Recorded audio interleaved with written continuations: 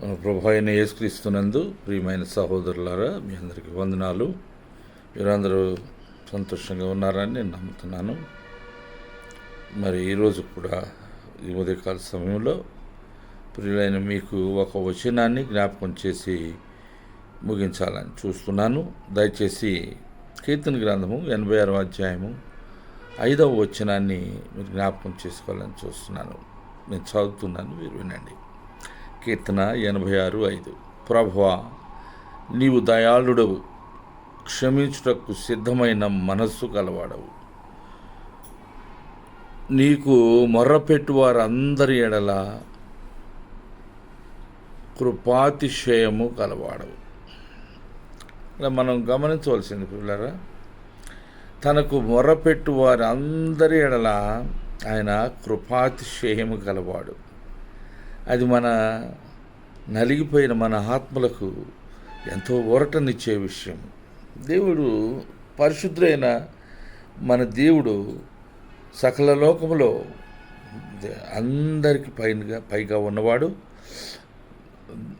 అన్ని దేశములలో ఆయనే రాజు అయి ఉన్నాడు. సర్వదేశంలో ఆయన ఉన్నతమైన వాడు, పరిశుద్ధుడు, కృపాతిశయం కలిగిన వాడు. అందుకనే మనలో ఎవరిమి కూడా నిరాశ నిస్పృహులకు లోను కాకుండా కేవలం ఇక్కడ ఆయన వాక్యం చెప్తా ఉన్నది. ప్రభువా, నీవు దయాళుడవు. కీర్తన 86:5 మరొక పర్యాయం. ప్రభువా, నీవు దయాళుడవు, క్షమించుటకు సిద్ధమైన మనసు గలవాడవు. మనం ఏదైనా పాపములు బలహీనతల వల్ల మనం వెనుకబడిపోయి చేతగాని స్థితిలో దిగజారిపోయినప్పుడు మనం జ్ఞాపకం చేసుకొని దేవుని కృపాతిశయం జ్ఞాపకం చేసుకొని ఆయన ఆశ్రయించినప్పుడు మన ప్రతివిధమైన బలహీనతను ఆయన క్షమించడానికి సర్వవేళలా సంసిద్ధుడుగా ఉన్న దేవుడని నేను జ్ఞాపకం చేసుకుంటూ మీ అందరికి జ్ఞాపకం చేస్తూ ఉన్నాను. నీకు మొర్రపెట్టు వారు అందరి ఎడల కృపాతిశయము గలవాడు. ఆయనకు మొర్రపెట్టే వారు అందరి ఎడల కృప అంటే అనర్హులకు ఉచితంగా అర్హత కల్పించడం.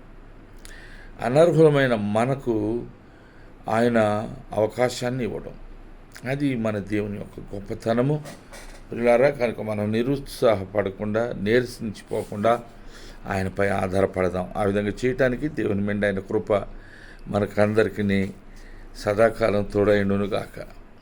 మరలా మరి ఒక దినం కొరకు వేచి ఉందాం. ఇలాగా ఒకరి కోసం ఒకరు ప్రార్థనలు ఎత్తి పట్టుకుందాం. దేవుడు మనందరినీ దీవించును గాక. చిన్న ప్రార్థన.